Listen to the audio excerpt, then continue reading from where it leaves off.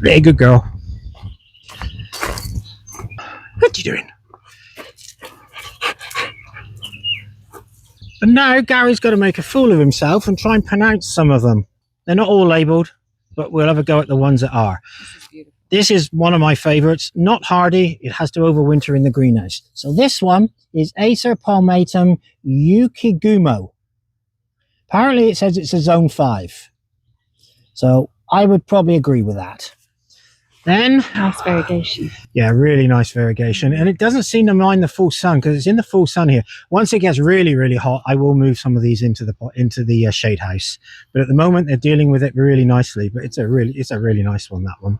And then on the floor here, we have a little willow. That's Salix boydii, which originates from the Highlands of Scotland. I first saw this plant, oh my goodness, 40 years ago. God, am I that old? Yeah. At one of the early nurseries I worked at, Don Hatch's, had a whole bunch of these. Another really nice. Now this is Acer Palmatum Benny Mako. Again, zone 5. Nice. New foliage, beautiful red. Again, all of the maples we're showing you, I overwinter them all in the shade house, which is right there, which is now full of other stuff. Rhododendron. They were my birthday present Last year, and apparently it is, if I can get down here and have a look, it's Rhododendron Catawabant's Borzalt. It's a rhododendron hybrid. So looking really nice, but again, overwintered in the shade house. Next we have Acer Palmatum Baihu. Apparently it's a small upright. Zone 5. Behind that, and a really nice upright. Don't know the name. So we'll give that one a miss. Naming wise, not even going to attempt to try and guess what it is. And then we have another really nice variegated one in behind that. And again, what's happened is over a period of time, the labels get brittle. Now I keep moving these things away and the label blows off and then I don't put the label back on. So it's all my fault. Really strong variegation. Yeah, really nice. Next to it, we have, actually, believe it or not, that's a seed raised maple that I've done from seed. I did quite a few years ago. Now we do find that all the seed raised material we can plant out into the garden and it does really, really well. It deals with the winter, we get no dieback. But it's because they're seed raised, they've been seed raised here and they've actually got hardier and hardier every year. Nice red rhododendron, no idea on the variety. And next to that we have that one I pronounced earlier. That's the one. Didn't flower much this year, but you can see all of the new growth on it. Now these are obviously in pots.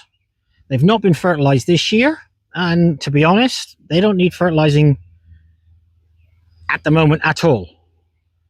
Oh, I like this one. And then we have Ace. Oh, that's right. Yeah, summer goes. Only because you looked at the label earlier.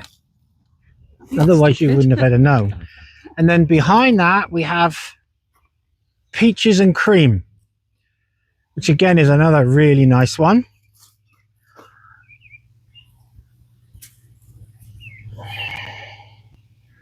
So then on the other side here, that's nothing, we have Acer Seboldianum Seco no Kigon. I know, it's good, isn't it? It's a good job I'm reading it. This one apparently is very hardy semi-deciduous tree with a weeping habit. And I would probably agree with that. Now all Acers, the Japanese maples, they do have a little bit of dieback, don't they, from the winter? Oh yeah, yeah, this one's got this has got a little bit here, which I haven't got around to pruning out yet. But again, if you've got dieback, leave it. Leave it until the plant is fully leafed out. Then you can cut back to a healthy growth. If you start snipping away when you think it's dead, you don't know where it's going to break from. This one obviously has gone all the way back to the union there. So I will prune that when I get round to it. Just take that off there and then it'll be fine. But don't be in a hurry to take the dieback off. Then we have a full tray here. Now these are all seed raised seedlings. and they all need potting up. So again, that's another of those little jobs I've got to get around to. I'm kind of holding off on it because I'm just tight on space in my shade house at the moment. So are these all from seed that we've got from the garden? Some of them are. The others were bought seed. And that seed came out of a company called Sheffield Seed out of the US. But bearing in mind, some of these, they've not been potted up as regular as they should have been. They should be twice this size. I think some of this seed would have been sold 5-6 years ago. And then we come around the corner. Now this is one of our own seedlings off of our own Bloodgood. Absolutely beautiful colour on it. And then next to that, you can find the label in the weed bucket here. This is Acer japonicum Abbey's Weeping. So again, it's a full fern leaf, full moon maple. It's not a huge one. It's not going to get very tall, but it does make a nice weeping.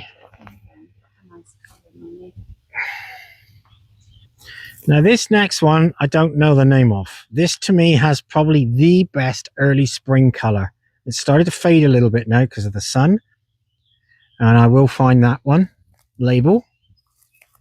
Next to it, we have Acer Palmatum Miwa, M-I-W-A. I guess that's how you say it. My Japanese is not very good, so we'll guess at that. Then next to that one, we have one of our own seed raised. And you can see how vigorous the seed raised ones are. And if you look down here, look at the stem on that. A really nice heavy stem. And again, that could be planted out into our gardens here and I would have no worries about it at all. Acer Palmatum Yumi Gaia. So apparently they start off bright burgundy, darken to purple, red later in the season, and then they turn orange. You can tell I haven't been taking a lot of notice of these. I just like looking at them and pop them up when I have to. I never read the labels. And all these maples came from Northwest Propagators, a nursery out in BC. And we bought everything as what we call in the trade as a liner. So they were in like a 4 or 6 inch pot and we bought them. And many of these would have only been maybe 8-10 inches tall. This is Acer Palmatum Osakasuki. I do know this one. And this is a really nice one.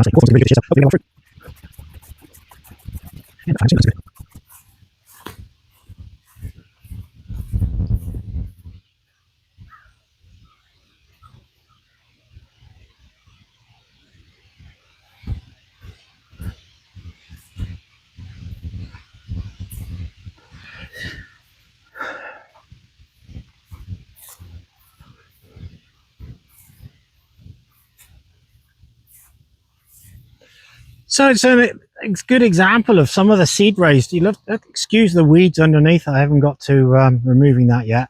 But again, this is another seed raised. It's been in the ground here now for 3 years. No dieback. It doesn't put on the huge amount of growth that they do in the pots. Obviously water, fertilizer.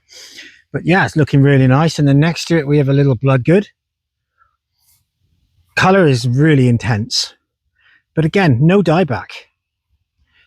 Benefits of growing seed raised material over budded and grafted material. Especially when the seed has been grown on the same site that the plant actually eventually ends up being planted into. As I say, it builds up a certain amount of hardiness, getting used to the conditions.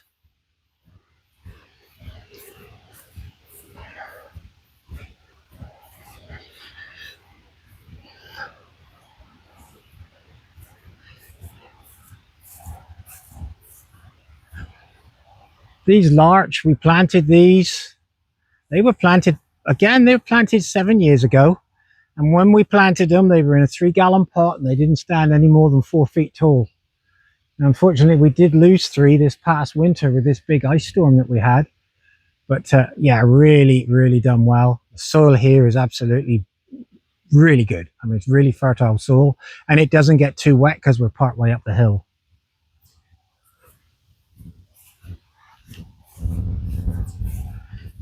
Now,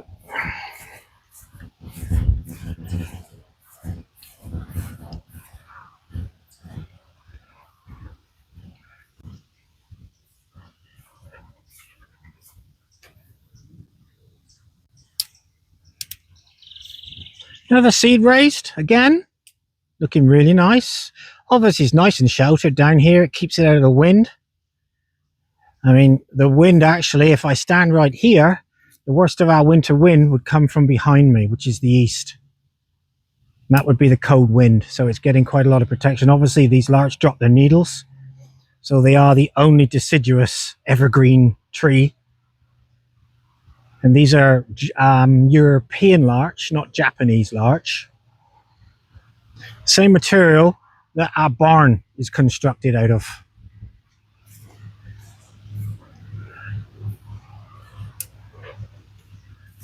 Another little bloodgood off of one of our, that one's actually come off of one of our plants. On our big mature bloodgood we had up behind the pond. And then a couple of the larch, 2 of the larch there that broke off in the ice storm. 3rd one right here. And then another nice little jack maple, again, off of our own tree. Looking really nice, just that splash of colour.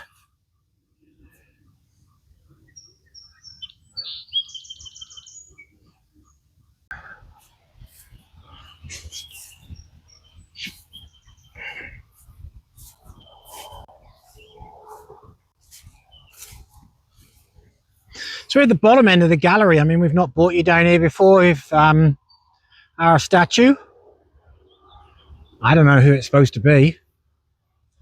Whoever it is not very tall. Miniature.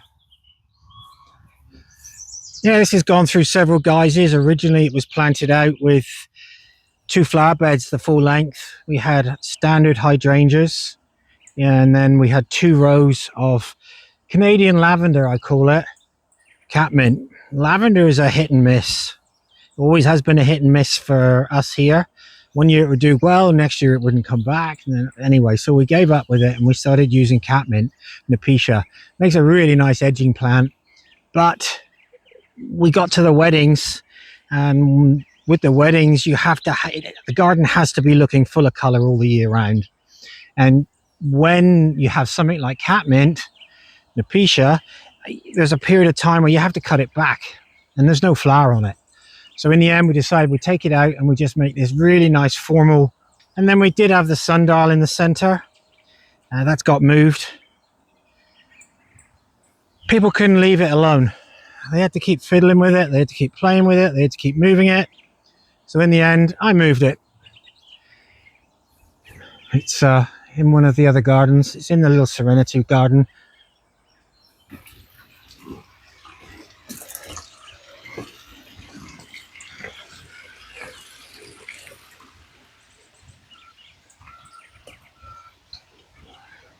So we have various deciduous azaleas.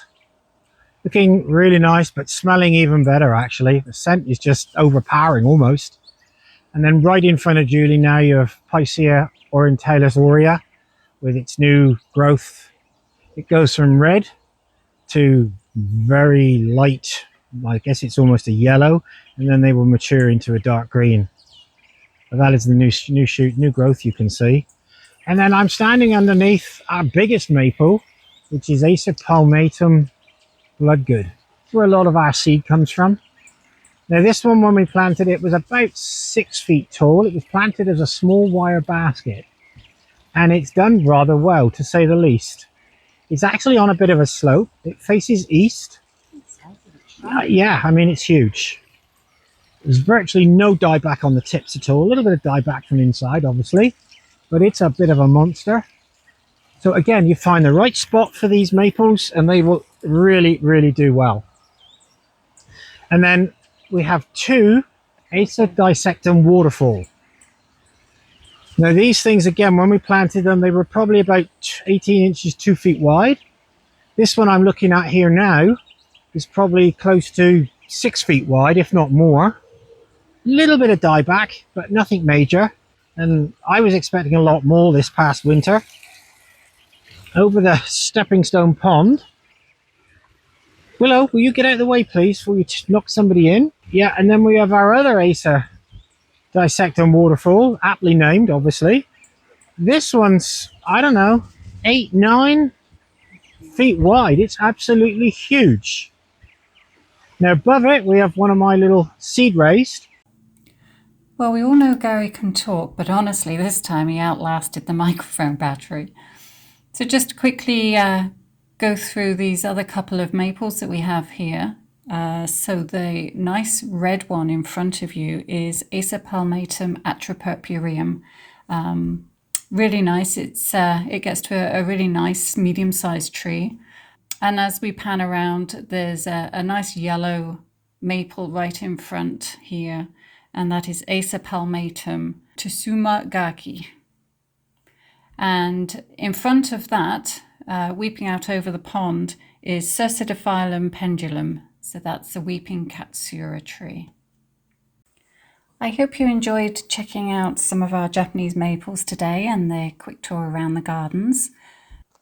If you would please like and subscribe, that would help us out tremendously.